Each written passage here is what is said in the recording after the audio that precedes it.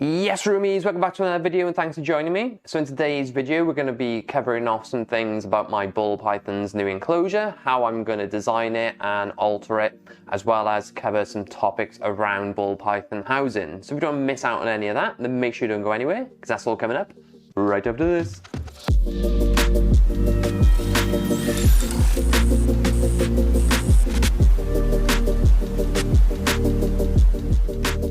And welcome back. So like I said, we're going to be starting to cover off the ball python series where we're going to be upgrading him into a vivarium, which if you haven't guessed already is behind me. Now I've always been an advocate of vivariums for snakes and ball pythons in particular. Now I have had ball pythons in the past, and one of the first animals I ever kept, and I had about 4 when I was a kid. And this is probably the 5th now. Now we've always kept them in these sort of setups. Now at first, when we first got into ball pythons, there wasn't very much information, the internet wasn't even a thing, and we could only rely upon articles, library books, and whatever information that we could find. But even back then, information always pointed to the fact that the standard dimension for a ball python is a 4x2x2 vivarium. Now the one behind me is slightly over 4 foot long, I think it's 125 centimeters. And it's 2 foot deep, 2 foot high, and that is pretty much a good footprint for the time being.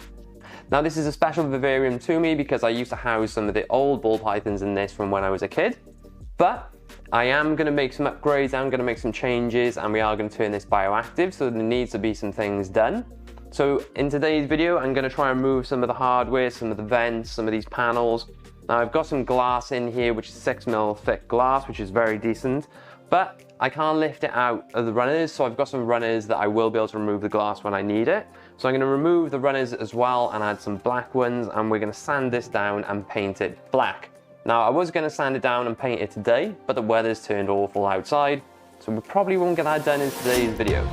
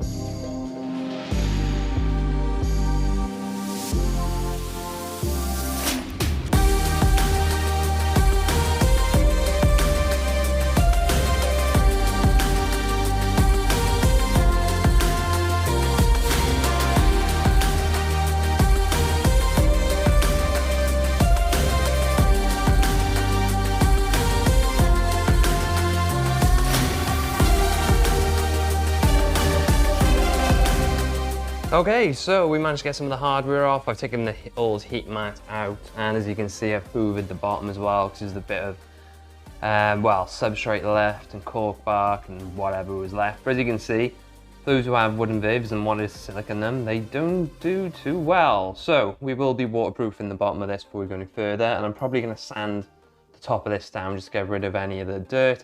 I'll also sanitize it as well. But like you can see now, we've got a nice space there for additional venting. And I'm going to be adding some black vents on this because I'm going to be sanding it down and painting it black. I'll leave the inside, I won't be painting the inside because most of the sides will be covered with expanding foam. But this was a tank that we made ourselves, well, my dad did really, because at the time you couldn't really buy vivs out of the box for snakes. So, we're getting there.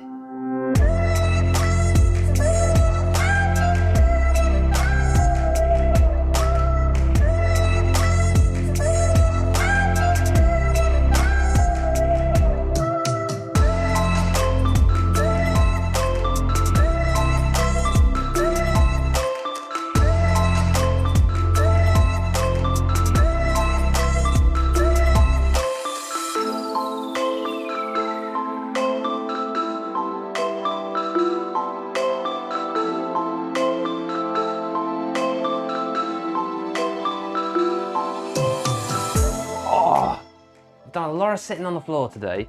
But as you can see, we've got my ball python currently in what I'd probably describe between a Viv and a rack, just because it's not very tall. Obviously, I think this is about 2.5 foot wide by probably 40 centimeters deep. So obviously the snake is quite small at the moment, only about 2 feet, so it'll do him for now. But obviously you've seen the vivarium we're going to turn him into, but I do need to feed him, so we'll do that as I'm talking as well. But I've just got him the neck size up from Rat Fuzzies now because he's getting a little bit bigger. So we'll see if he's hungry, which he always is. I'm gonna get the lid open. Go. There it is. So what I've tried to do more recently is to see whether we can have him a bit more interested. I used to just hand the food over to him, but I've seen a lot of people doing scent trailing and that sort of thing, so I'll be really interested to see that happen, see whether he actually follows it. But he's already alert and you can see there's something going on. You can see a food, can't you? So what I tend to do is just dip the nose in a bit of boiling water, just so he sees that as heat source, rather than my hand. And we see if he's hungry. What I'm going to do in the future is try and make a scent around, and perhaps we'll just see whether he'll find it himself. But he's always been a really good eater. But what I would say is, I know a lot of people say when they have, they put their royals in a Viv, that their snakes go off food, but I find, to be honest, that happens anyway. So when I first had him, he didn't eat for a couple of weeks because he was probably stressed. It's a new environment, and all I'd say is try and give the snake an opportunity to get used to the new environment. But as you can see, he knows his feeding time now, and even just this, I'm not saying this is doing a massive world of good, but I think it's probably a little bit more interesting for him than just handing it over, because he is quite a feisty eater. Come on, mate. Can you smell it? Yeah. But he's looking very interested. So I just want to try and keep his life as enriching as possible. And this might seem nothing to some people, but if it gives him that bit extra stimulation, then why not? But perhaps I'll maybe just leave the mouse in here actually and see whether he finds it himself. We'll leave it on that rock there and see whether he finds it. It's down to you now, buddy.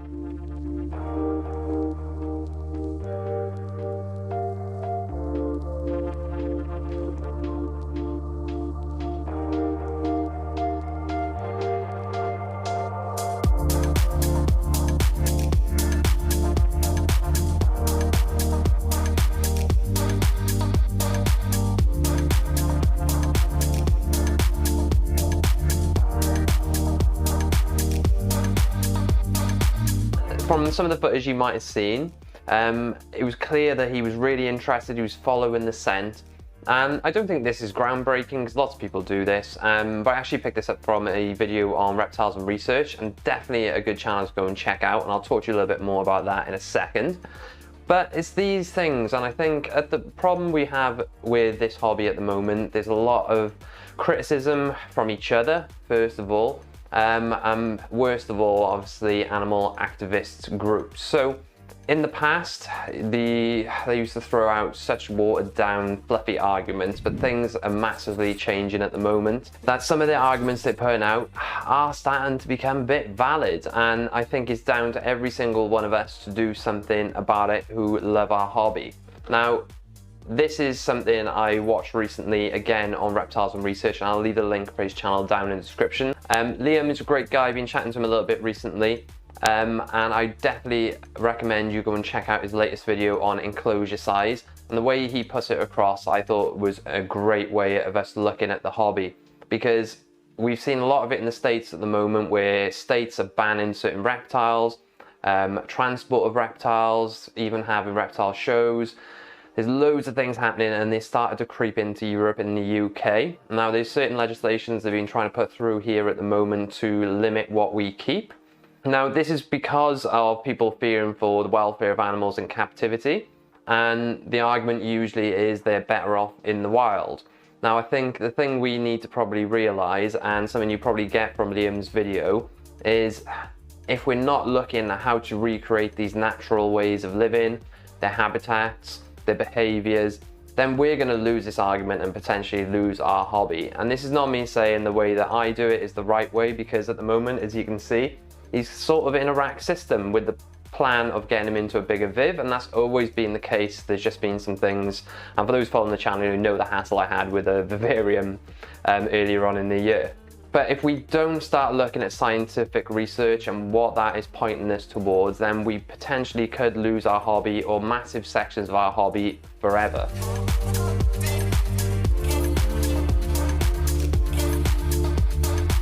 So what was the point in this video? Well, one, I felt really passionate about this topic after watching Liam's video. For one, it's something I've always believed in, but I think he put it in a way where it made us realize that it's not just down to the big players to make these changes. We can all make this difference. And I think there's so many of you that comment on my videos and show me support to tell me that a lot of you are probably on the same frame of mind, but I know there's a massive divide within the community, which is a problem because all these activists see is us arguing between ourselves and unable to come up with answers ourselves. So what can we do?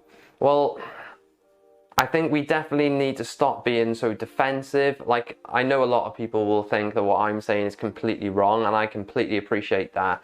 And there's lots of people that with wealth of experience.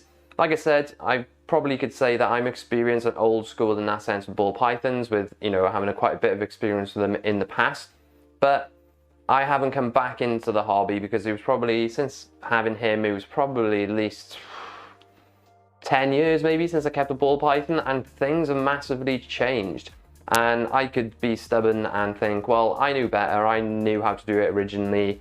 But there's so much that's changed and so much things that I want to do to improve these animals' lives. And that's not to say they think like humans, because I know that's something that's thrown at people with these sort of mindsets, is going based on what research is telling us from scientists, from zoos, and people who actually research these things properly.